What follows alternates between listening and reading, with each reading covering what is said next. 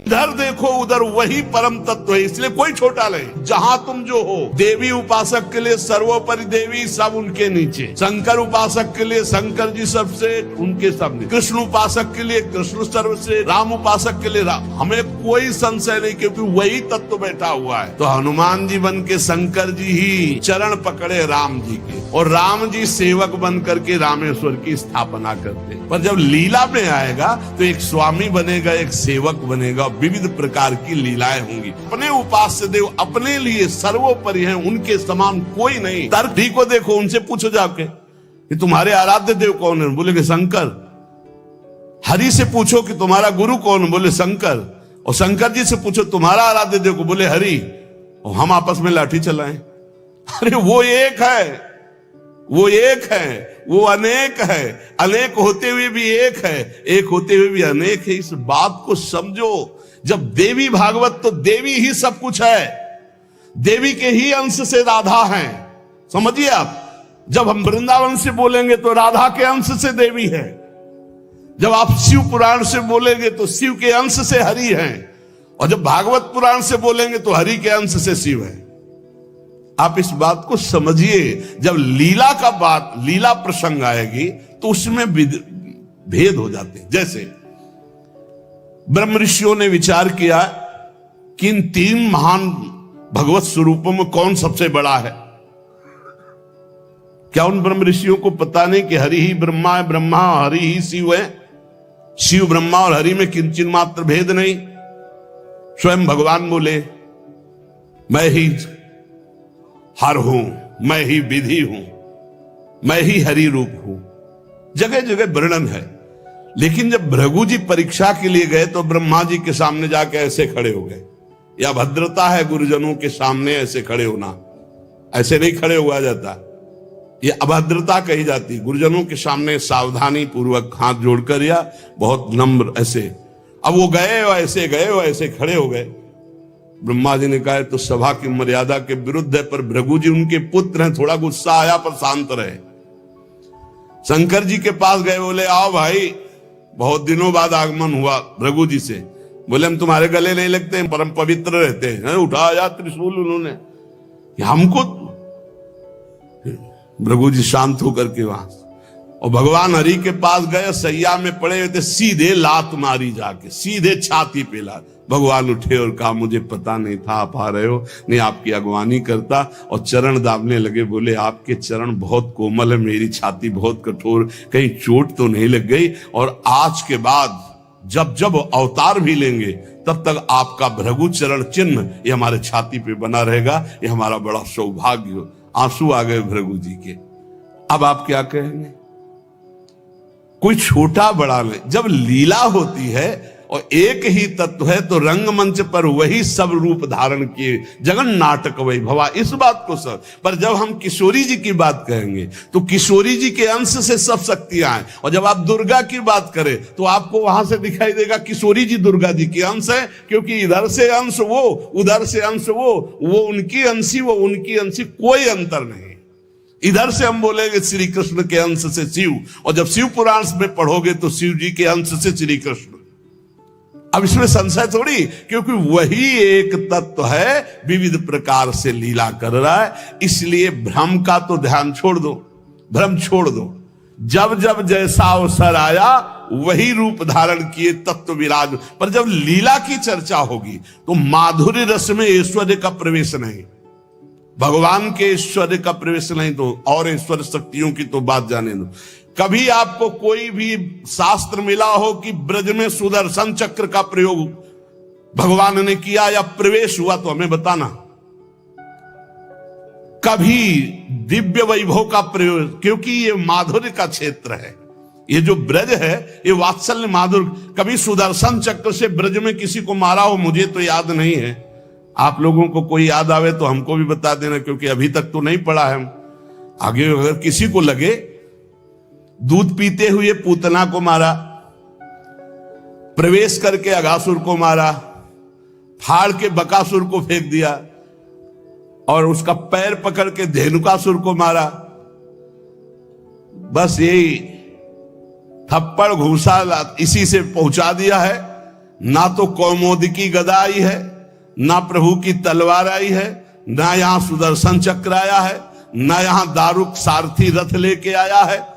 ये ऐश्वर्य नहीं, ये प्रेम देश है। ऐश्वर्य का प्रवेश नहीं है यहां। और जहां कहीं ऐश्वर्य का कुछ दिग्दर्शन कराना चाहा तो वहां वात्सल्य ने डांट लगा दी है। जैसे मुख में जब मिट्टी खाई हो ऐश्वर्य दिखाना शुरू किया तो वात्सल्य ने डांटा है, यहां नहीं। तो तुरंत मैया को लगा है मेरी आंखों का दोष कोई है, ये तो मेरा लाला है ऐश्वर्य का। अब जब निकुंज की बात आती है तो इसमें तो बिल्कुल ऐश्वर्य का प्रवेश नहीं है। ब्रज में तो आप थोड़ा ऐश्वर्य की झलक दिखा दिए, अंतर ध्यान हो गए, लेकिन निकुंज में कहीं नहीं कि अंतर ध्यान की लीला एक बार भी हुई हो। निकुंज में बताना पूरे वाणियों को पढ़ करके। अब जो निकुंज रस है इसमें कहीं वर्णन नहीं है कि अष्टभुजा का प्रवेश है या षोडश भुजा का। हमारी ही श्री जी सब अंशों से है, लेकिन ऐश्वर्य रूप नहीं, ये महामाधुर्य रूप है। इसी महामाधुर्य की महिमा की हम उपासना करते तो हमारे लिए हमारा उपास्य देव सर्वश्रेष्ठ है। और जब उपास्य देव की सर्वश्रेष्ठता की लीला में देखते हैं तब ये वर्णन आता है कि अनंत शक्तियां, देखो भगवान शिव ने स्वयं वर्णन किया कि ये जो अनंत शक्तियां तत्कला कोटि कोट्यंसा दुर्गाद्यस्त्र गुणात्मिका। अब देखिए वही प्रभु है शक्ति, वही है शक्तिमान, किंचन मात्र अंतर नहीं।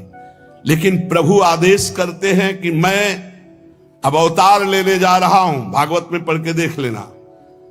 तुम हे महाशक्ति बलराम जी का कर्षण करके रोहिणी के गर्भ में डालो और मैं स्वयं अवतार लो। तुम जाकर नंद बाबा के यहां कन्या रूप से पूरी लीला पढ़ के देख लो। और नाम चामुंडा, कुष्मांडा, दुर्गा आदि तुम्हारे विविध नाम भगवान ने रखे और तुम सबकी कामना पूर्ण करने वाली होगी। जाओ मेरा आदेश है ऐसा करो। भगवान ने आदेश किया, शक्ति कार्य कर रही। भगवान की प्राप्ति के लिए उसी शक्ति की आराधना कात्यायनी रूप से गोपिकाएं करते हैं कि मुझे श्री कृष्ण पति रूप में प्राप्त हो। उसी शक्ति की आराधना सीता जी गौरी पूजन करती है। और सीता जी कौन है?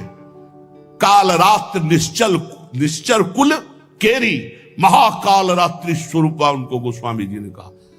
काल रात्रि निश्चर कुल केरी, जय सीता पर प्रीति घनेरी। ये नहीं समझ रहा रावण की साक्षात इसका काल पधारा है।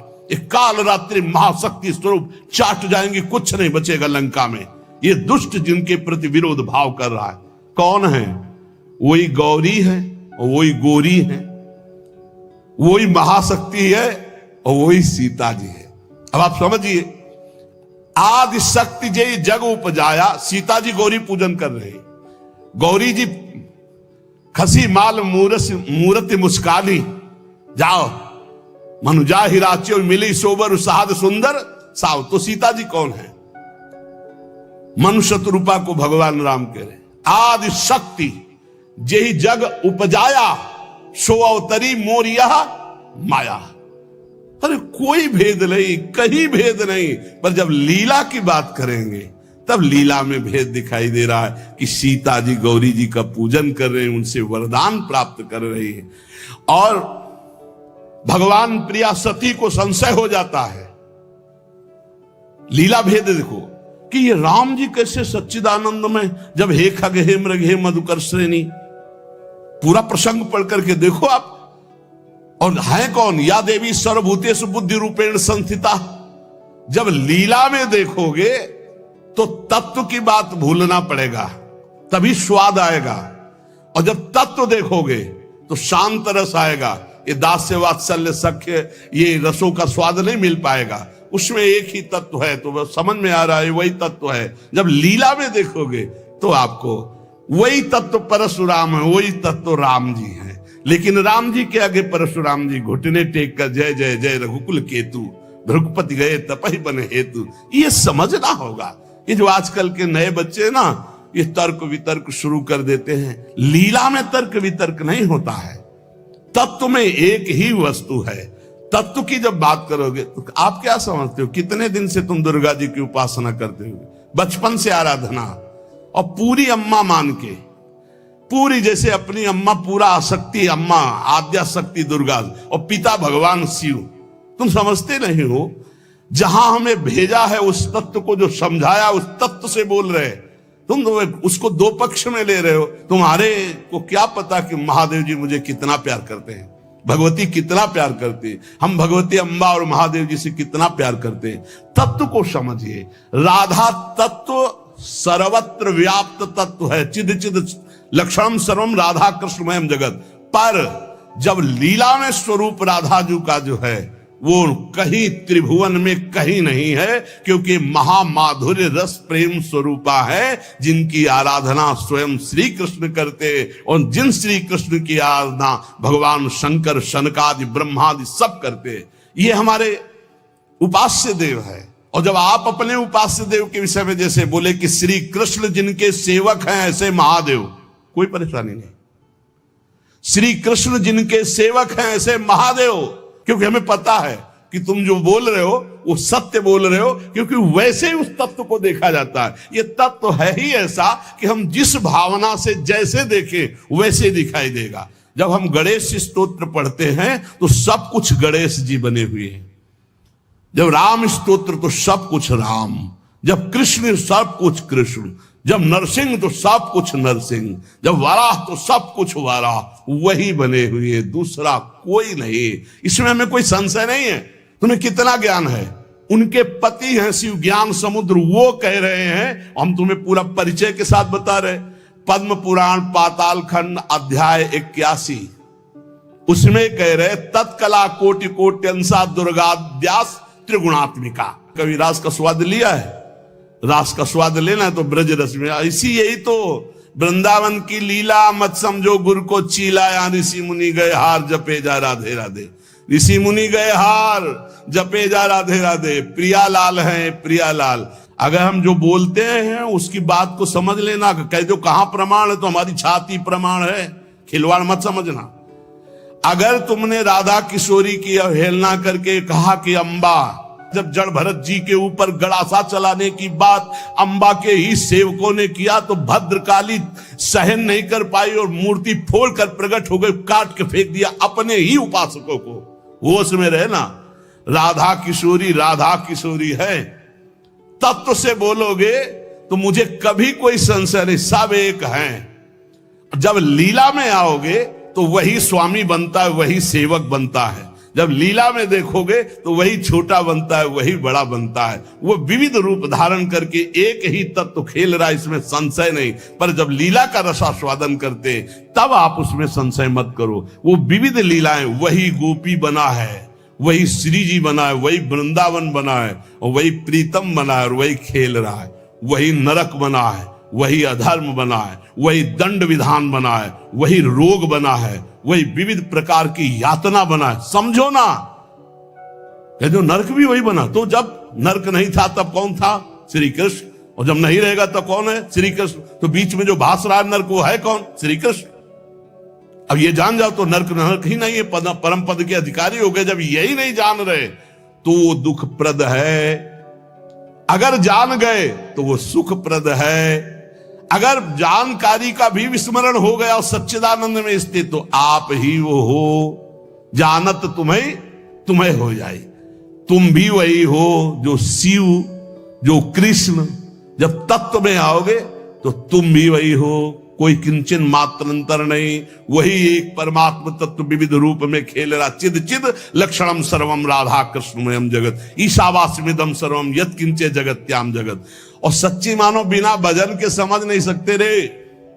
हमारी भाषा समझ ले।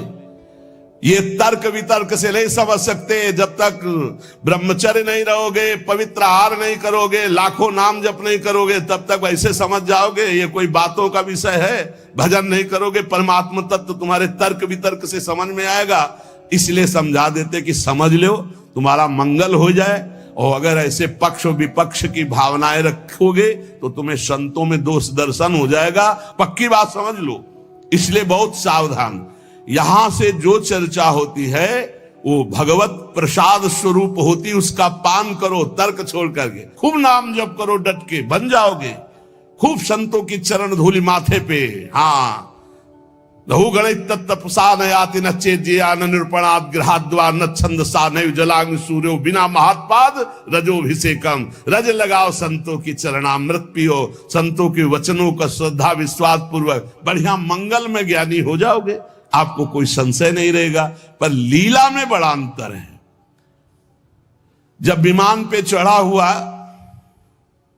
जो वृत्तासुर बने थे, चित्रकेतु उनका नाम था, और जब भगवान शिव को वो ऐसे शब्द जो नहीं बोलने चाहिए वो बोल रहे थे, तो अंबा जी गुस्सा हो गई। तो भगवान शिव ने कहा था कि तुम्हारे क्रोध और श्राप का उसके ऊपर कोई फर्क नहीं पड़ेगा। क्यों? बोले श्री हरि का निज जन है, साप दे दिया जा दैत्य हो जा, क्या फर्क पड़ा? अंतिम समय जो वृत्तासुर की स्थिति है वो देख लो, जो भगवान शिव ने, कोई फर्क नहीं पड़ने वाला। क्यों? वो भगवान श्री हरि का निज जन है, भगवान का जन, भगवान शिव का है। भगवान शिव को भी गुस्सा नहीं आया, अंबा जी को गुस्सा आ गया। ये ऐसे जगत गुरु भगवान शिव से ऐसे नहीं बात करना चाहिए, विमान से उतरकर साष्टांग दंडवत होना चाहिए। त्रुटि है तो भगवान शिव ने कहा त्रुटि होते हुए भी श्री हरि का है, इसलिए इसके ऊपर कोई फर्क नहीं पड़ेगा। और नहीं बना वृत्तासुर मिला तो ऐसा वृत्तासुर बना कि हाहाकार त्रिभुवन में मच गया, होश उड़ गए देवताओं के। तब दधीच की हड्डियों से वज्र का निर्माण हुआ। जब देखा कि हाथ में ऋषि का जो अस्थिपंजर, उसी से वज्र का निर्माण हुआ है, तो कहा देवराज ये मत सोचना मैं वज्र से डर रहा हूं, रुक जाओ। भगवान हरि से बात की, जैसे छोटा सा बछड़ा अपनी मां की, जैसे घोंसले में बिना पंख उगे हुए बच्चा चिड़िया का अपनी मां का, जैसे परदेश गए हुए पत्नी अपने पति का चिंतन, हे नाथ ऐसे ही हमारी वृत्ति आप में लगी रहे। और आज चलाओ, ये अमोघ है, चिंता मत करो, ये अमोघ है, मेरे ऊपर चलाओगे विध्वंस हो जाऊंगा, क्योंकि मैं जानता हूं ये क्या स्थिति वृत्तासुर की। अंतिम समय एकदम भगवदाकार वृत्ति जो बड़े बड़े ब्रह्म ऋषियों की होती है, वही महाभागवत वृत्तासुर। इसलिए हरि सर्वत्र सब रूपों में व्याप्त है, इसमें कोई संशय नहीं। मत्ता परतरम नान्यत किंचित् अस्ति धनंजय। पर पुराणों में जो है, जहां जिस पुराण की चर्चा वही सर्वोपरि है। अगर देवी भागवत तो सर्वोपरि, उसी से सबका प्रादुर्भाव, शिव पुराण तो सर्वोपरि, उसी से सबका प्रादुर्भाव, गणेश तो उसी से सबका प्रादुर्भाव, आदि गणेश जिसकी पूजा ब्याह में माता पार्वती और भगवान शंकर भी करते हैं। जिधर देखो उधर वही परम तत्व है, इसलिए कोई छोटा नहीं। पर जब लीला में आएगा तो एक स्वामी बनेगा, एक सेवक बनेगा, विविध प्रकार की लीलाएं होंगी। लीला में प्रश्न नहीं, तत्व में अगर प्रश्न उठाओ तो एक ही तत्व है, उसमें कोई अंतर नहीं। पर जब लीला होती है, जैसे अब शिष्य की लीला, गुरु की लीला, अपराधी की लीला, जीवन मुक्त की लीला, लेकिन तत्व एक ही है, तत्व में अंतर नहीं है।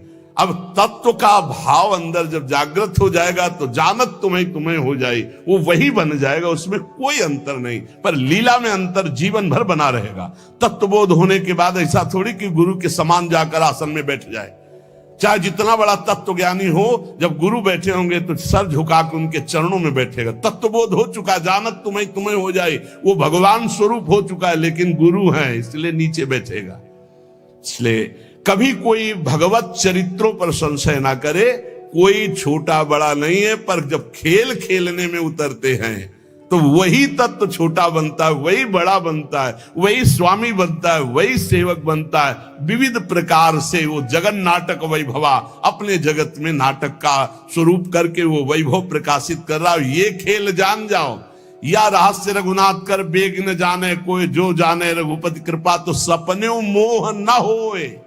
ये जो अज्ञान की बातें करते हैं, इनके अंदर भजन नहीं, इसलिए जान नहीं पाते। प्रवचन धंधा नहीं, प्रवचन है ये, जो तुम्हारे हर दुर्गुण दुराचार का नाश करके तुम्हें सतमार्ग में स्थापित कर देगा। ये वो नहीं है, ये कोई धंधा नहीं, ये केवल केवल भगवत प्राप्ति के लिए। और यहां जितनी चर्चा होती है वो सब उसी एक तत्व की होती है, और उसी एक तत्व में कोई स्वामी है, कोई सेवक है, कोई महान है, कोई छोटा है, बस तत्व में अंतर नहीं। आपने लाखों बार सत्संग में सुना होगा कि तत्व एक ही है, इसमें कभी संशय नहीं है। हाँ, जब उसकी लीला चलती तो लीला में भेद है, और लीला रसास्वादन में भेद है और रस की भाव गरिमा में भेद है। जैसे कोई सखा है तो कोई दास है, कोई गोपी है तो कोई सहचरी है, और अलग अलग भावों से उसी परमात्मा तत्व का रसास्वादन हो रहा है। अंतर की इसलिए सब संशय छोड़कर एकमात्र भगवद आश्रित जहां तुम जो हो। गणेश उपासक के लिए सर्वोपरि गणेश, सब उनके नीचे। देवी उपासक के लिए सर्वोपरि देवी, सब उनके नीचे। शंकर उपासक के लिए शंकर जी सबसे, उनके सामने। कृष्ण उपासक के लिए कृष्ण सर्वश्रेष्ठ, राम उपासक के लिए राम। हमें कोई संशय नहीं, क्योंकि वही तत्व बैठा हुआ है। पर जब लीला में देखो तो हनुमान जी बन के शंकर जी ही चरण पकड़े राम जी के, और राम जी सेवक बन करके रामेश्वर की स्थापना करते। लीला में तुम कहां काट सकते हो? लीला में तर्क वितर्क नहीं, एक ही तत्व है, उसमें कोई अंतर नहीं। इसलिए बहुत सावधानी पूर्वक संतों के वचनों को सुना जाए और अपने चित्त में धारण करके भगवदानंद की प्राप्ति की जाए, जिसके लिए हमको अवसर मिला है। कहीं हम इधर उधर दोष दर्शन करके अपने परमार्थ से भ्रष्ट ना हो जाएं, इसे ध्यान से सुन लो। जो जिनकी उपासना कर रहा है उसके लिए वो सर्वोपरि है। सर्वोपरि इसलिए कि वही सर्वोपरि तत्व है, दूसरा कोई नहीं है। पर जो जहां उपासना कर रहा है उसके लिए ये गर्व होना चाहिए कि हमारे उपास्य देव सर्वोपरि हैं। तर्क की जरूरत नहीं, मान्यता की जरूरत है। आप सर्वोपरि मानेंगे तभी तो आपका मन आराध्य देव में पूर्ण समर्पित होगा, और जब आप अनुभव करेंगे तो सब रूपों में मेरा ही आराध्य देव है, ऐसा आपको अनुभव होगा। और यही अनुभव होना परम सत्य अनुभव होना है।